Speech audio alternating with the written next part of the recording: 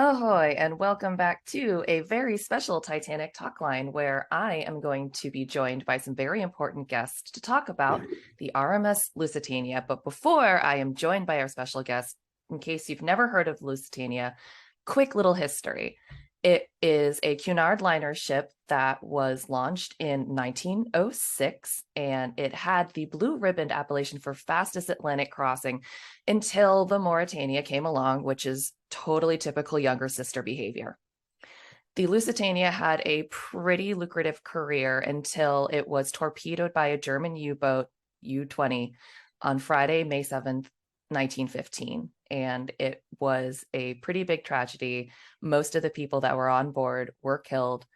And we are going to learn a lot more about some people who know a lot more about this than I do. I would like to welcome back Kent Layton and Tad Fitch, who have been on my show before. And first time, I am excited to have Tom Lynskey and Mike Poirier, whose name I've once again messed up. It's fine, Alexandra. It's fine. We're good. Awesome. Well, thank you guys all for coming on to the show, because I don't really know a whole lot about the Lusitania. I've started, reading On a Sea of Glass and learning a bit about the history, but Tad mentioned to me in a message before this that people have a lot of misconceptions about this ship and this wreck and its significance. Yeah, Alexia, first of all, just thanks for having us on again. It was a pleasure last time when we were looking forward to this. But one of the big things right off the bat that we hear consistently from people is the misconception that the Lusitania sinking is the reason that the United States entered World War I, which is simply not true. At most, you can say it was really something that turned the public sympathies against Germany in the war even further than they had been drifting. And really that kind of set the U.S. down the path towards viewing it as a negative thing. And there was a lot of other things that had to happen before the United States entered the war. So if you ever see that written somewhere that's why the United States ended up fighting in Europe, it really was not the culminating event. It was just one step of many down that pathway, but it was still quite some time before the U.S. did enter the war. So at least 2 years, about 2 years. I can see from a person's perspective who doesn't know a whole lot about sort of history as a concept, where it is convenient to look at singular events like the sinking of the Lusitania, and it is very convenient to be able to ascribe things like that, because it is quite convenient to, and a lot of pieces and people and mindsets at the time kind of lend credence to that. It's the perfect type of event that you would think would lead to a country going to war, but Kent and to everyone else here is more qualified to speak on this topic than I am. But America was very isolationist, and it was also very German. There were a lot of Germans here, so the public opinion, honestly, before the Lusitania and some of the other events around the same time, if America were to enter that war, people didn't quite know which side we would enter on. You have to remember this was the First World War. There wasn't a clean-cut good and evil like with the Second World War. Everyone was an empire, and everyone had their own reasons to be fighting. So there was no clean-cut side as to who the United States would be joining if we ever went. We were sending aid to both sides. We were supportive and against both sides in different ways. But as Tad said, the sinking of the Lusitania was one of those events where it helped people realize if we go to war, it's going to be against Germany. Yeah, I think Tom really put that well. I think you're a little modest, Tom, when you say others know it better than you, because I know you have a really good grasp of the general picture, the broad scope. And like Tad and Tom said, the U.S. was very isolationist.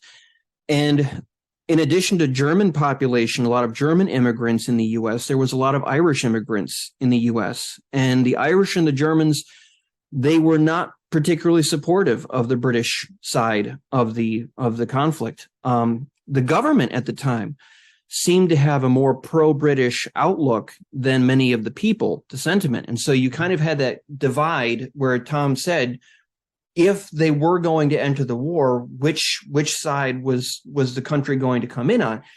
And I think that's where the Lusitania was, that dividing point, that fork in the road, where up to that point, there might have been some question, but after that point, there was never any doubt. And although the Lusitania did not bring the U.S. directly into the war, and there was that 2-year span there, the emotions were so high over the loss of life of civilians, and particularly of the American civilians, that when the U.S. did eventually enter the war, it's been told before that some of the individuals on the front lines, they would run into battle shouting, "Remember the Lusitania." So it did not bring the U.S. into the war, but it was something that it really stuck. It was the way the ship was sunk without warning and endangering and killing civilians. It was something that was very frowned on at the time, because the way people fought wars back then, leading up to the First World War, was considered much more of a gentlemanly thing between, naval battles. Civilians were not supposed to be hurt in these things, and it was just so outrageous, to the public conscience, that there was no going back, from that point. It was, if it was going to go down, it was going to go down in that one direction and one direction only. There was also a little bit of appeasement after the sinking, if I remember correctly. The U-boat warfare was restricted afterwards, so it was almost like Germany agreed to not let that happen again.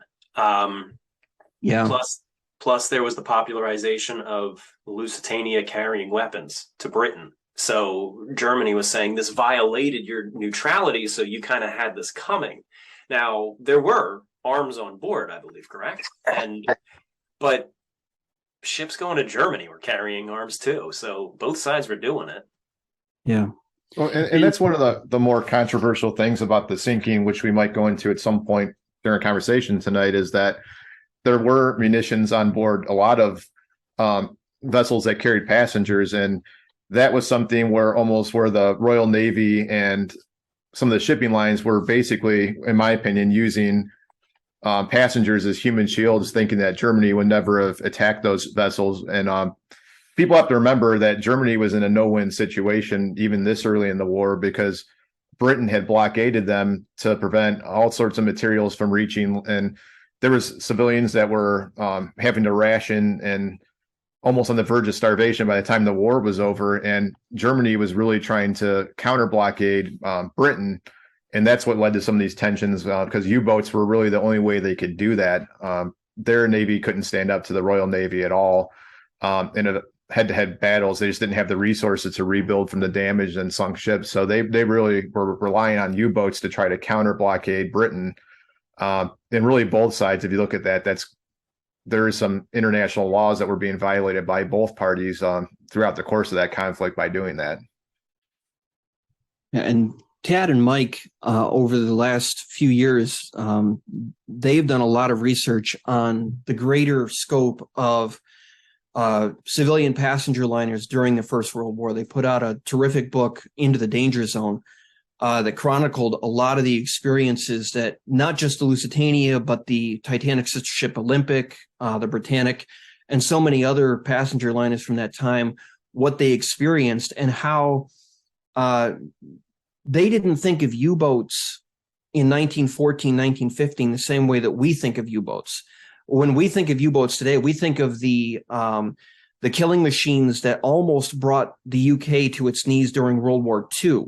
That finely honed machine. But back during World War I, they were rather newfangled devices, implements of war, and they didn't really know exactly how to use them and how they fit in with the longstanding rules of warfare. So there wasn't exactly the concern in the minds of many of these civilian ships and their captains and their officers as there would be during the Second World War when they heard of a U-boat. It was more of like is it possible that they could get us? Maybe, but they're kind of slow. They're kind of fragile. We can outrun the danger whenever we, think there's some danger. So we spent a lot of time talking about the politics and the U-boats, but Which is important, the though. The Lusitania, context is really important. absolutely, absolutely. But the Lusitania, one of the interesting things is it ranks up there. Like if you look at those BuzzFeed lists or social media lists of like the top shipwrecks in history, the most famous shipwrecks, Titanic's always number one. Lusitania is usually two, maybe three, but usually number two. But it's amazing how even though it's second, that gap that's in between Titanic and anything else on that list, including the Lusitania, because I want to say, everyone knows the Titanic. At the very least, they know the basic story. Hits an iceberg, sinks. Most of the people on board die. They know the rough era, the rough time frame. They know how it slowly unfolded over the course of the night. They get the broad picture, even if they don't know the full history. Sure. But Lusitania, 60 to 70% of the people won't even know it's a ship. So it's great to be able to just come on and do a talk about it. Well, I guess Yeah. sorry, before just to let you expand on that more. What does make the Lusitania so special for those of us who don't really know a whole lot, or for everyone who's been so sunk in the Titanic that, everyone only knows how to give a big 4-funnel fuck you to any other ship, which is ridiculous. Yep. But why was the Lusitania special aside from the sinking? Because it was, as I mentioned, there was already she won an award for speed. Sure. Which was a big deal, especially considering that, this was in addition to Germany and the war politics. Britain and Germany were kind of engaging in an arms race with ships, completely outside, well, not completely outside of, but like somewhat separate to the politics. So Sure. Well, you mean like what makes it number two instead of 20 or 50? That's an excellent question. And as you said, it had the blue ribbon, which Titanic never even had the blue ribbon, and was never even going to try to qualify for that. I think the political impact is definitely a big one, and then the biggest ones on those lists generally have a higher death toll, and we're talking around 1,200 people here on the Lusitania, which is only a couple hundred shorter than the Titanic. Now, of course, there were wrecks with significantly more than both of them combined, really, but it was a luxury liner. That at its peak had a lot of the same accolades as the Titanic. It was considered by some to be unsinkable. It was safe. It was the epitome of luxury. It was that the ultimate British passenger liner. And of course, by the time of its sinking, it was aged, and it was running during wartime, so it wasn't nearly as luxurious. It had some restrictions put on it. It wasn't going as fast. But anyone here want to have a crack at that question? I'd be interested to hear Mike's take on that, because the big difference between Titanic and Lusitania is that lengthy career that it had prior to the sinking. It wasn't on its maiden voyage. So I know Mike's done a lot of study on the passenger accounts. I'd be really interested to hear his thoughts about what made it so special. I would say because they both have this invincibility about them. Titanic was supposed to be the biggest and the best, and when you get to the Lusitania, its speed was supposed to make it invincible, and that's how the ticketing agents sold it for the last voyage, that it can outrun any submarine. And that was the inducement for people to book passage or even switch passage. A lot of people said, well, I was booked on this ship, but the ticketing agent said, oh, no submarine could ever catch Lusitania, and we'll get there in X amount of days. And a lot of postcards home were saying, well, we just found out we're on the ship that it's going to be a 7-day crossing, and that's not what they promised. But at the end of the day, they still, even from the impressions they got from the crew, is this ship is invincible. It's gone through these waters, it's been chased, and nothing can stop it. And unfortunately, it was stopped. And the other thing is, Germany has put out so much propaganda, and of course that's filtered down through the years, even through American authors, British authors. Of course, there's a terrible book by Colin Simpson that basically repeats a lot of German propaganda, and he defended it right to the end. I think he's dead. I'm not sure. But one thing we had found out in our research is, the Germans said, oh, we had no idea it was the Lusitania. Well, that's a lie. They knew exactly what ship it was. There were only so many four-funnel liners, and they knew the route of the Lusitania. The Lusitania never really altered its route, and that German submarine was there waiting for a big prize. And a few days before, the head of the North German line said, surely we will get the Lusitania. I mean, there's no doubt in my mind that the U-20 was laying there in wait for it, just as the submarines have been waiting for it off Ireland on previous voyages. And when you go back a little bit further, the Lusitania, we've referred to this lengthy career that she had. When you think of the superliners of the 20th century, you think about the Queen Mary, you think about Titanic, you think about Normandy, you think about Andrea Doria, all those other ships. The Lusitania and her sister ship Mauretania were really the very first of the 20th century superliners. As was referred to, they were kind of bred from this competition, this one-upsmanship between Britain and Germany. Kaiser Wilhelm in Germany, his grandmother was Queen Victoria. Not many people know that these days. Even though he loved his grandmother very much and was reportedly very devoted to her, he was also very keen to make sure that Germany kind of was on the road to take first place where Britain had been in so many areas. And from around 1889, when he toured a White Star Liner that had just come out, he was known to have said, we have to get some of these ships for ourselves. And he followed through on that. So in 1897, the Germans began putting out this whole stream of super fast, super luxurious ships. And that's why the Lusitania and the Mauretania came into being. Cunard approached the British government. They were in a financially difficult spot. They needed to do something extraordinary. It wasn't just a small jump, a small evolution.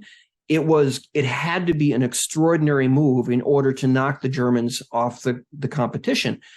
And so what they did is they got the financial backing from the British government, and they decided to invest in an entirely new technology that was very untested at the time for the engines, and that was turbine technology. Most of the ships before that had been powered with the reciprocating engines that you think of when you think about Titanic, and that scene in the movie where the ship is coming up to speed with these huge moving parts. A turbine is a very simple device that it just spins at high speed and it turns your propellers. And so they were not only going larger, they were going faster, they were going more luxurious, and the two ships were built at the same time. Lusitania entered service first, and so she got all of those first accolades like the Olympic did before Titanic. She was the largest ship in the world. She was, everybody wanted to travel on the Lusitania. And then she became the fastest on her second round trip. And she had this kind of comfortable, familiar feel by 1915, where people had known the ship. She was dependable. They had traveled on her for 7.5 years. They'd known about her comings and goings. It was in the newspapers all the time when her and the Mauretania would kind of take the speed prize, and they would pass it off between the two of them because they were the two fastest. And so it was just a routine. She had always been there. Probably most people thought she always would be. And then suddenly she wasn't. And I think one of the things too about Lusitania, people, obviously Titanic is so popular in the culture of most countries, but they think of how luxurious the Titanic was. But a lot of travelers, now styles were changing between 1907 and 1912, but Lusitania, if you see pictures, far more intricate and fancy interiors than what were on Titanic. And that's not to say better or worse, just different, given that change in styles over a course of a few years. I don't know, Tom, this might be a good part we can talk about, like what you guys are doing with the project currently with the interiors, because that was something that seen in living color, so to speak, is so much different than black and white. Yeah, so we're actually all of us here, we're working on a project which my company is producing called Lusitania, the Greyhound's Wake, because Lusitania was called a Greyhound of the Atlantic, where we're recreating it as a basically in the format of a video game. It doesn't have a game element or anything like that, but it is just an experience where you can explore the ship, go throughout it, walk the decks, go inside, go to the different spaces, see how it was, and just see it from the perspective of someone on board. And we're also recreating the sinking in real time.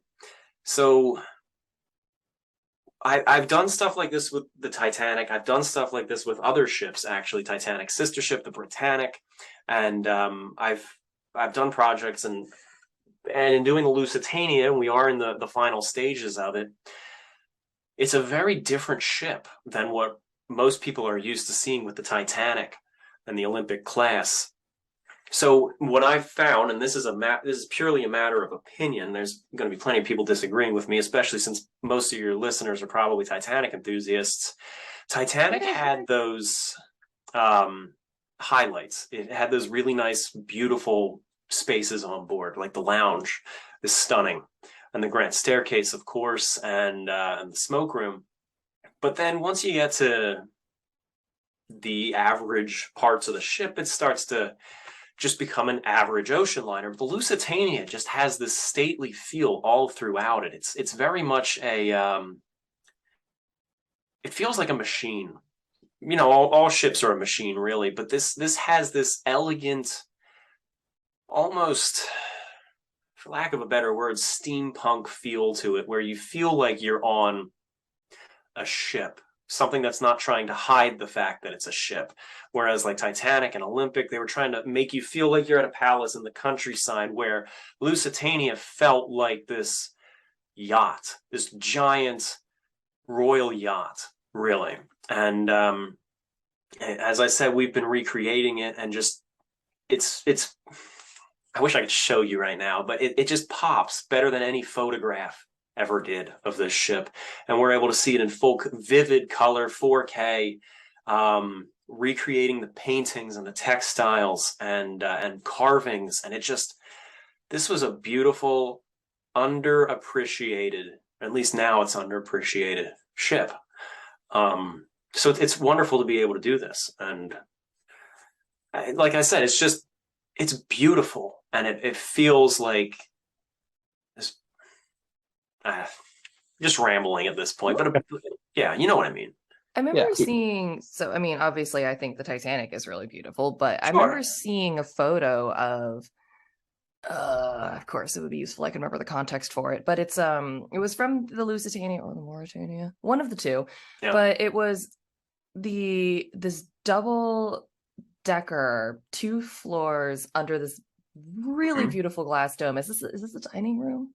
Yeah, you think the dining room. I'm talking about the dining room. Okay. Yeah. Just making sure that I'm right. I just remember thinking, like, listen, the grand staircase and the dome and the Olympic classes they're nice, but especially when you're out in the ocean, having access to that much light under where you're eating is a really, really cool idea, especially if you're up on that upper deck and being able to see some of the scenery around. There's something to be said for that. And absolutely, you're right that it doesn't get a lot of looking in, because I didn't start looking at pictures of this until I started a podcast about the Titanic. Right.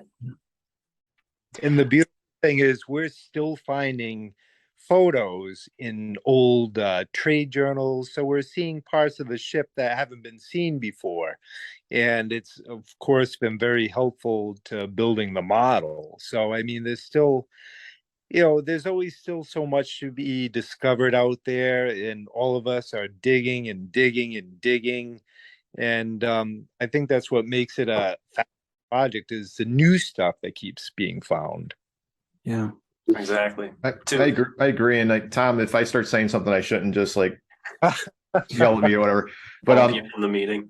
I don't think this will give anything away at all. But just we have been studying, and this is something that I mean, everybody's contributed, but Mike's played a huge role in this. Is compiling the accounts of the sinking, and we've done a forensic study, so to speak, of what that entailed, which has never really been done in that detail for Lusitania, where Titanic's been studied to death, and still there's a lot to learn. Lusitania hasn't gotten that treatment before, so exactly. Yeah. Like And with, oh, I'm sorry, Ken. I was just going to say, I think it's really going to surprise a lot of people when they get to experience this real-time sinking, because when you hear these days real-time sinking, you think of the real-time animations that we've been involved in with the Titanic. Those play out very, very slowly over the course of 2 hours and 40 minutes, whereas Lusitania sank in just 18 minutes. And the violence of her sinking and the dramatic nature of the disaster, with the ship listed over on its side and lifeboats falling in the water, I think it's really going to take a lot of people by surprise, the difference between the stateliness of the Titanic disaster as opposed to what they will end up experiencing in the real-time sinking animation for Lusitania in just those 18 minutes. It's yeah, I mean, Titanic was a slow build up with absolute panic in the last 10, 15 minutes. Lusitania starts with a massive explosion. And it's not just a sinking ship, but you're in a war zone, really. And it's terror from the start, and it goes over on its side. There's no orderly evacuation. It's just absolute pandemonium right from the start. And as Mike and Tad were saying, you know, with the Titanic, when we make a recreation of that like we have in the past, it wasn't easy. I'm not saying it was easy, but a lot of the research had already been done. A lot of that research was done by people in this call or our associates. So it was sort of like a matter of just taking that research and plugging it in. Whereas with Lusitania, very little of it had been done. It's like people had a vague idea. Okay, one lifeboat flipped over, one lifeboat fell, one lifeboat might have come down on another lifeboat. But nobody really paid attention to which boat that was, who might have been in it, where they were, at what time that was. So it's taking a lot of firsthand accounts and almost starting the research from scratch to try to figure out what all of these rumors and hearsays and vague ideas were and where they fit into the puzzle piece, and showing it down to the minute as best as we can. Yeah, and I'd like to thank, I wish Levi was here, but Levi Rourke, because everything I sent him, he dutifully transcribed for us. So it's all in a Word document. So picture like almost 400 survivor accounts in a Word document. That's what we have to draw from. 900 plus pages. Yes. And that's how I will say on the record that for multiple reasons, this project would not be happening without Levi. Yes. But yeah, it's a wonderful piece of history to revive, and a memory to preserve. So it's just great, as I said, because Titanic has always gotten a lot of attention, but it's great to be able to put the focus on something else and give it the attention and the memorial that it deserves. Well, In fact, go ahead. all I was going to say is just that, you know, it's not to say that it's not a good idea to look into other tragedies, but as you pointed out, the Lusitania itself, and, you know, it had a long career. It was around for a considerable amount of time. And it was a major disaster in its own right. But as, you know, I think Tom pointed out, the cultural gap between anything related to Titanic and then anything related to anything else is indescribably vast. Exactly. Well, I mean, we don't, all of us, I think Titanic is one of our number one passions, but there's other ships. It's not, we love maritime history or even just history in general. I mean, for example, later this month, the 31st into the 1st, is the 150th anniversary of the disaster of the SS Atlantic in 1873, a White Star Liner, same company as the Titanic. And I'm putting together a big documentary on that. Mike has been putting together a magazine, a whole magazine issue on that. And it's there's some people who really just focus on that one story of the Titanic, and you see that, and that's fine. But I think that also adds to the fact that all of these people just put effort into the Titanic, really feeds into the fact that some people are only ever exposed to the Titanic. So it's nice to know that our group here cares deeply about multiple subjects and appreciates that a life that was lost on the Atlantic or the Empress of Ireland is just as valuable as a life that was lost on the Titanic and worth remembering. And this is something I think that we talked about with you before when Tad and I were on about the Titanic, is that it's so important when you're studying the Titanic to have context. A lot of people, they just look at the Titanic. They don't know anything about her sister ships, or what little they do know, they're usually trying to dig up something to support a conspiracy theory, or that the ships were badly built. They were weak ships that were ready to fall apart at the first, drop of rain that they encountered. But when you look at the context, the bigger context of maritime history, you see the other ships that were being built both before and after. And you see how their design, how their construction compared with that of the Olympic, the Titanic, the Britannic. And you begin to learn that the problems or lack thereof, in many cases, that the Titanic experienced were not uncommon. There were the other ships out there. For example, the design of the Lusitania, her system of watertight subdivision was something that was pretty deficient by modern standards. She had long longitudinal bulkheads with wing compartments that pretty much guaranteed that in a scenario where two or more of those side compartments were breached, she was going to roll over dramatically and sink very quickly.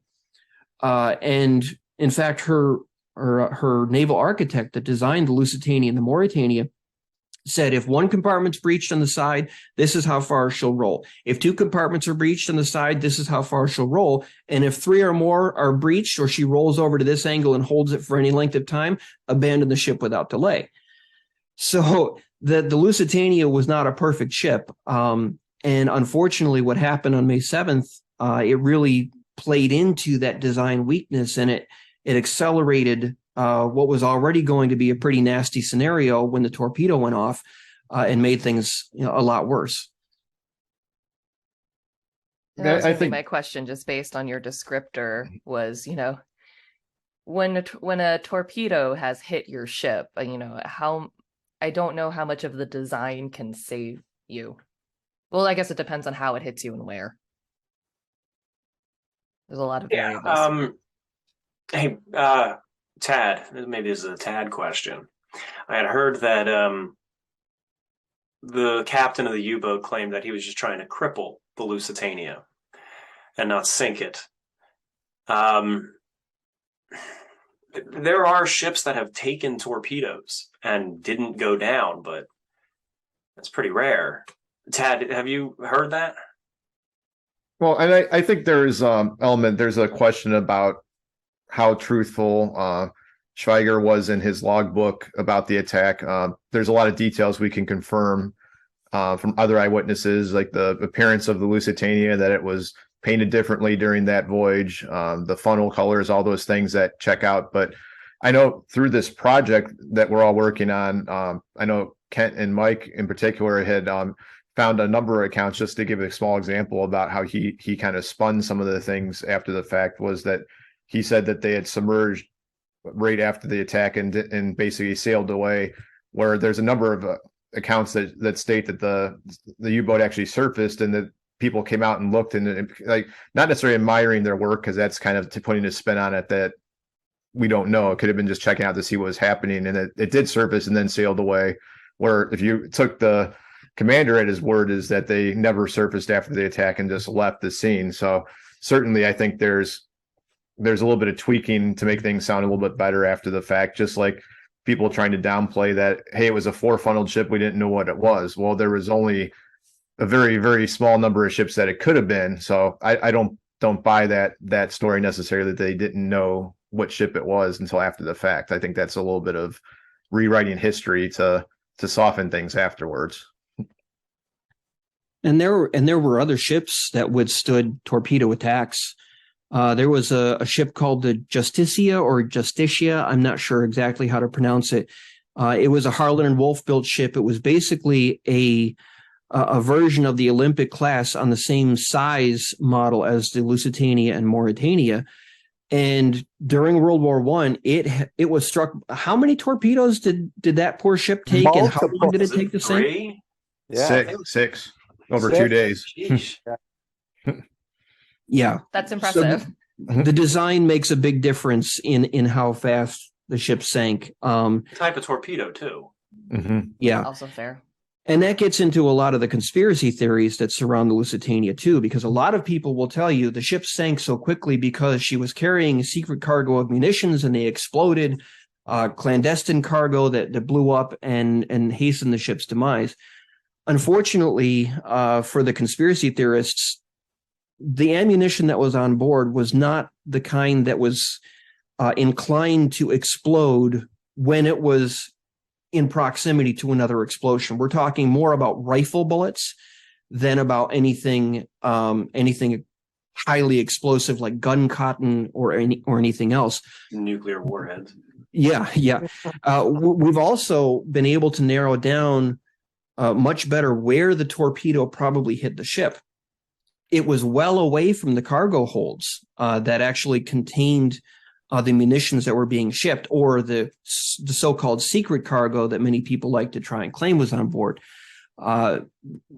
Judging by the way that the German commander Schwieger miscalculated the speed of the Lusitania and the distance of the torpedo and how fast the torpedo was traveling, it seems like he was trying to hit the ship around the engine room, which, as Tom pointed out, probably would have crippled it.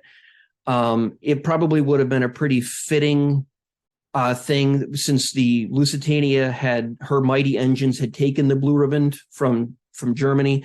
It probably would have been something of a bloody nose to take those engines out of commission with a torpedo.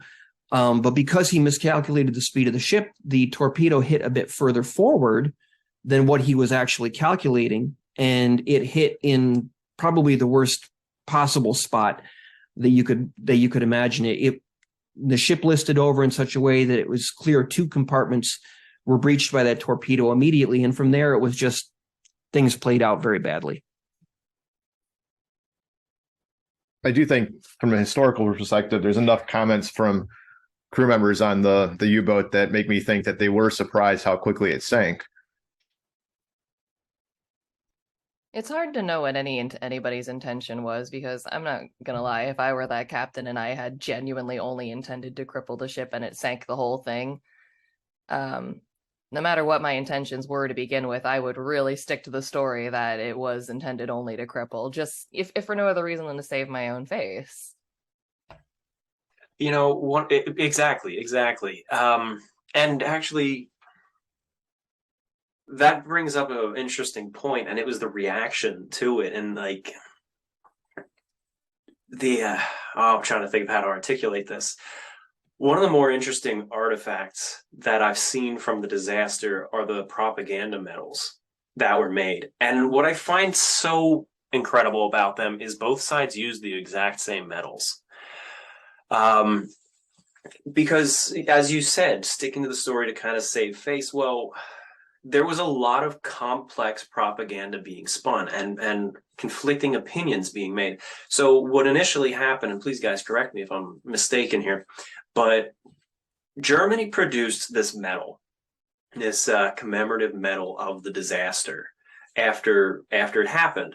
And on the one side is the Lusitania going down, and on the other side is the Cunard ticketing booth, where I believe it's a skeleton who was selling tickets. And the whole point, I know, right? it's you grim. Can't it's do grim. that. But it's the point of it. It's not to celebrate it. It's to show the British as selling tickets for a passage on a ship into a war zone. And the whole point is Germany is saying, look at how awful the British are for sending these people to their death, and saying that this is ultimately Britain's fault for killing these people. They sold them the tickets. Germany also sent out warnings saying, don't go on this ship. But that's beside the point. So Germany was trying to spin it as Britain is ultimately responsible for their deaths here. Well, Britain got a copy of it and had your exact reaction to that medal, and they actually reproduced it tenfold, or more than that even. I think they made 100,000 copies of that medal, or something like that. A lot. It was a lot. Don't quote me on the figure here. But it was a statement-making number. Exactly. And the point now, using the same exact medal, their copy of it, with no changes as far as I'm aware, was basically saying, look what the Germans are doing. They're celebrating this and making medals. So this exact medal was a propaganda piece for both sides. And I just find that so fascinating. And it's like, as you said about the captain trying to save face, perhaps, it's like, what face are you saving, and what version of the story are you going to currently benefit from? You know what I mean? No, I do. It goes back to the Hamilton question. I think somebody brought that up on my show a long time ago, of like who lives and who dies and who tells the story are all extremely important to the history. Exactly. I didn't know that it about was the medals. Yeah, it's there's a picture of them in like every Lusitania book. I have to look it up. Sorry, Mike, I interrupted you. Oh, no, it's fine. No, but what I was going to say, it was in Germany's best interest to sink the Lusitania, because obviously they already had the propaganda that, it was a warship and it was secretly armed and there were troops aboard. But I mean, in truth, the Lusitania and the Mauritania could be converted, and those two superliners would have been, it certainly it would have hurt Germany's chances if they were converted. So what better thing for them to do is to take one out. And the Mauritania eventually was converted over to be active during the war. So, I really do think they were trying to sink it. I mean, it would make sense. As you said, the Mauritania was recommissioned the same way the Olympic was commissioned. Now, admittedly, the Olympic was not as fast. So if I saw both of those coming towards me, I'd be far more concerned with the Mauritania. Right. But I still wouldn't want the Olympic coming after me. It's just big. They're both big. They're just huge. They get on top of you, and it's like, well, I guess that's it. And there was only a difference of 2 or 3, knots difference in their top speeds. That's the enough. Olympic, yeah. But what's amazing is, over the years, Lusitania has become a victim of what's called the fog of war, for the exact reasons that Tom was pointing out and Mike and Tad have talked about. The propaganda that's out there, and the political sentiment, and the idea of favoring this one country over another and this one perspective over another. It's really astounding to see how much sentiment there still is on the subject to this day. A lot of people, there are many historical figures that are very polarizing. And in the Lusitania story, one of them is Winston Churchill. He was a very polarizing figure in world history in the 20th century. And there are many people who they spin a lot of conspiracy theories about it based on Winston Churchill's correspondence regarding neutral shipping before the disaster happened. So you have a lot of this out there, and it's amazing how much more complex that makes it for us when we're trying to study. Here we're studying the history of how the ship lived and died. You know, what happened in those 18 minutes? What was the technical features of the ship's construction? We're looking at that, and we're having to cut through the propaganda element to get down to the actual history of what happened. And it complicates matters a lot. I agree with that. And like, I think one of the things we've stated a few times, it's really important to keep the human element in mind here, because ultimately in the grand scale of things in World War I, Lusitania didn't make an ounce of difference in the outcome of the war. From a propaganda standpoint, that was as we said, is the number one reason it is remembered as much as it is. And ultimately, you look at the U-boat campaign during the war, that's one of 5,000 ships that U-boats sunk, and 15,000 people that were killed by U-boats. That's not to downplay what happened on Lusitania, but it just makes it very easy to forget that there was individual humans that were tragically struck down and went through this. When you start looking at numbers like that, it's very easy to lose sight of what that really was. I was about to say that becomes the danger when you get into a numbers game and you start throwing around. I don't know why you would do this, but you start rapid firing how many people died on certain ships or in certain battles and certain wars. We start talking about how things happen. It gets really easy to forget that every single number is a name. You know, when you quote some number out there of X many people died in X tragedy, every single one of those numbers, 1, 2, 3, 4, 5, 6, whatever it is, belongs to a person who had a story, no matter what it was. And it could have been, you know, in some cases they're, you know, perfectly average people. In some cases they're probably terrible people. And we're like, well, maybe that's what should have happened. But, you know, and in the grand scheme of things, it is a tale of individual people whose lives were either permanently altered or ended. Yeah. And beyond that too, I mean, every name on the death toll is a grieving family, you know, a widow or a orphan or a set of parents who just lost their kid. You know, it's stories that don't just end with the loss of the ship. Yeah, and what's that? Oh, sorry. I think I said something like grief carries onward. Yeah. What's wonderful is that the families of the Lusitania are heavily interested in preserving the memory. In fact, we have the Lusitania Relatives Association. I've got to say, it's very strong. They made sure they were in various destinations for the 100th, whether it be Ireland or England or New York or aboard, what was it, the QM2 or the Queen Elizabeth, one of those ships.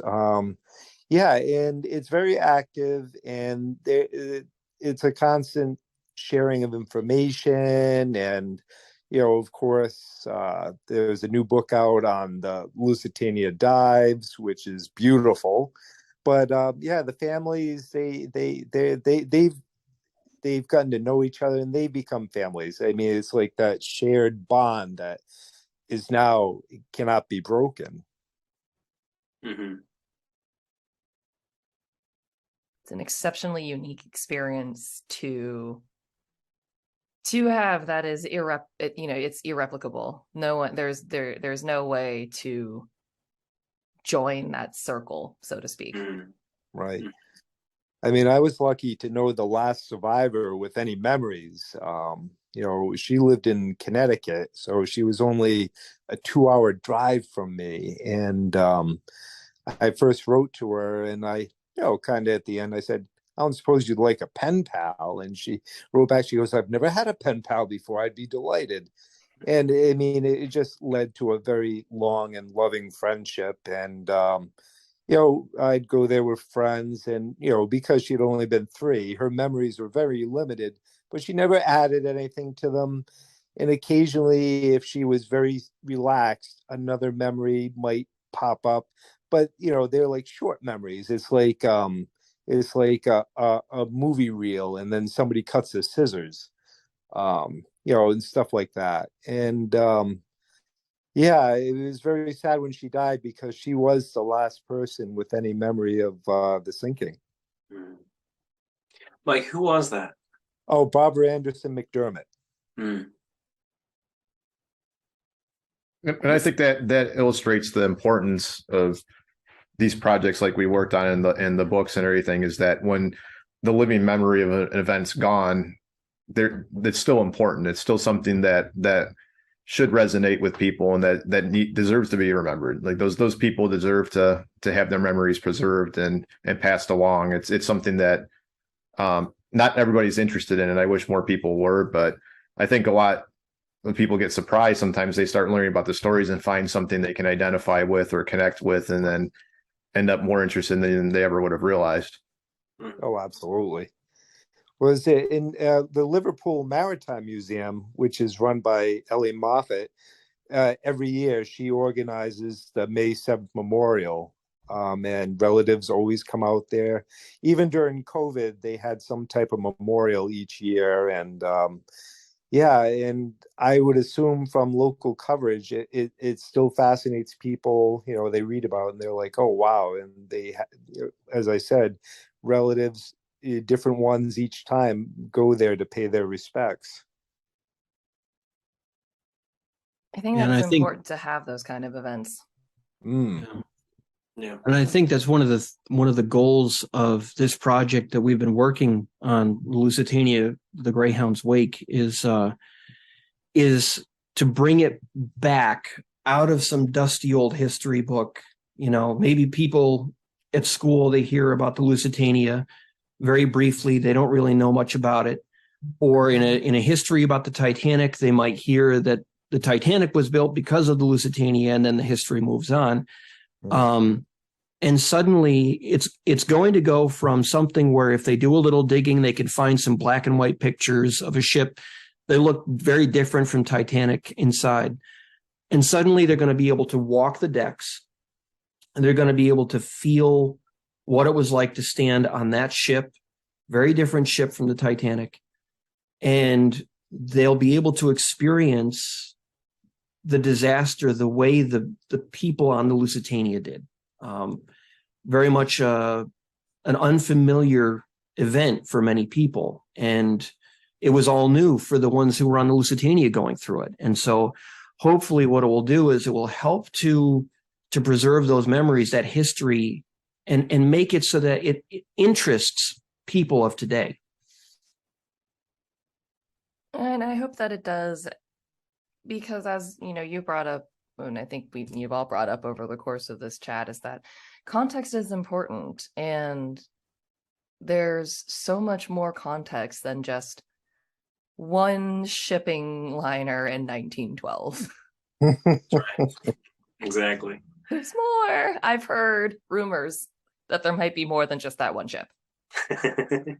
Well, I mean, think about it. Everybody that claimed that they had a relative that was supposedly booked on that ship, it would have fell over on the dockside if all those people had tried to board it.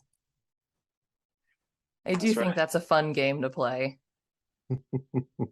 Yeah, when you I'm sure we all often hear people when you mention that you work with the Titanic or something like that. I'm sure every one of us hear people who say, "Oh, do you know my grandparents were supposed to be on that, or always supposed to be?" Yeah, mine too. Yeah. Well, mine too. Sure. That's yeah. And then you just go, okay, cool. That's so cool. I think I told Tad and Kent that whenever someone approaches me with the did you know that it wasn't the Titanic that sunk, it was the Olympic, I hit them with the, actually it was the Britannic. I just want to watch Actually, a it didn't blue even screen. sink. Well, I know. I just want to watch them blue screen for a minute. But now if somebody ever does that, oh, my grandparents were supposed to be on the Titanic, I think I'm just going to hit them with, oh, mine were supposed to be on the Lusitania. There you go. There you go. And then like leave the conversation. Yep. But I mean, as funny as the conspiracy theories are at the end of the day, I do hope that people actually really come to, I hope that people, you know, especially people listen to my show, I hope that when they get this game experience, when the experience is available, that they actually do the walkthrough and, you know, really drink it in, because it doesn't get a lot of looking in, but the photographs of the Mauritania and the Lusitania are really beautiful. And it was a completely different style from what anything the White Star Line was getting up to. So it's just different in all kinds of ways. It's interesting because it's, those 6 or so years between the construction of the Lusitania and the construction of the Olympic class and the Titanic. One is really the end of the Victorian era, and one is very much the beginning, I guess it's kind of the middle of the Edwardian era. And you feel that difference in style, and you really can see it with everywhere. Like Titanic was more spacious, and it was trying to be as spacious as possible. It wanted you to feel like you were in an open area, a large sweeping room, where in Lusitania, they just worked with what they had. And even then, and even then the Lusitania was making upgrades towards the end of its career. It took its veranda cafe, which really wasn't much to look at, and they really upgraded it beautifully. Yep. And even then they almost made it a gymnasium instead, but they just decided to upgrade the cafe, and it was much more chic and probably a little more keeping with the times. And in our experience, go ahead. Real quick, Kent. In our experience, we show it as it was on the final voyage. So even those little changes, even the ones that are very poorly documented, we incorporate that into our recreation of the ship. So you're not just boarding the Lusitania in a generic state. You boarded May 1915. Yeah. I was also going to point out that, if you look at the Olympic and the Titanic, they were very similar in their interior decor to each other. But if you go further back and you look at other White Star ships that had come before them, like the Adriatic, other entrants of the Big Four, even the Oceanic of 1899, you look at the pictures of those older ships and you say, boy, that looks a lot like Olympic and Titanic. It's interesting because the White Star Line had more of an evolutionary concept to their interior decor, whereas the Lusitania and the Mauritania, Cunard actually hired an interior decorator, designer, architect for each one of those two ships to take this bare bones platform that was basically identical and to create a different interior experience with each one of those ships. So with Lusitania, you had a lot of white colors, and with Mauritania, you had a lot of exotic veneers and woods and inlays and things like that. And they were two totally different ships from each other and from pretty much anything that came before or went after. And to actually see that one off that was the Lusitania in her 1915 configuration, the way it's being built now, it's just stunning to look at and to kind of drink it in, as you said, and to feel it. I'm sure that the answer to this question is variable, but do you have an approximate timeline of when you're hoping to launch the Greyhound's Wake? We're taking it casually. The thing is, in previous projects that I've been involved in, there was always like a fundraising effort and things like that. But in this case, it's just self-funded, and we're making it casually as we go on at the pace that we want to do it at. We all have day jobs. We all have hobbies and lives. So it's sort of just like, we want to get it done. We're all ready to call this project complete, but it's just as it comes together, it'll be done. Exciting. Well, I hope that people who are listening to my show go and look that up when it's live. I hope that they do, even just on their own, a little bit of research. Read the entire Wikipedia page. I only read 3 sentences. Like, if nothing else, get a little bit of insight, because as these guys have talked about during the very generous donation of their time, this is, I have now how many episodes of my show dedicated to talking to different people who like Titanic, different people from everywhere. And this is the first time I've ever spoken to people about not Titanic. So I'm hoping maybe they'll go and read a little bit more. Well, these 3 gentlemen right here have all written wonderful books on the subject of the Lusitania, or at least adjacent to the Lusitania. Like I'm looking at right here. Not to, I hope it's not inappropriate to give a quick shout out, but Never. I know Mike and Tad's new book which is knocking over half my bookshelf right now, Into the Danger Zone, which, as we started out the conversation about U-boat warfare, it's just a phenomenal book. I haven't read it all yet, but it's wonderful. And right on the back is a painting of the Lusitania getting torpedoed. So there's just, I wrote feel that down.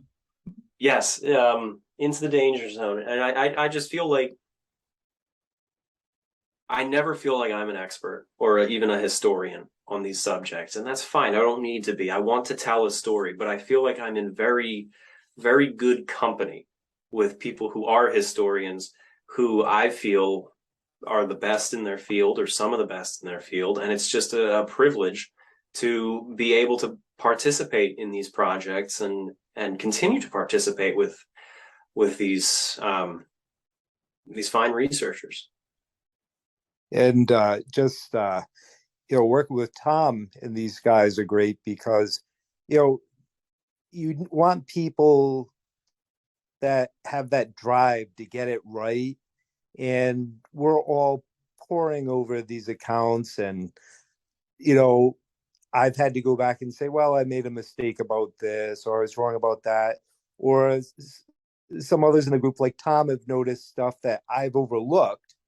And I said, gee, I hadn't contemplated that. So now you've got fresh eyes, and we all have the same shared goal, is to get this right.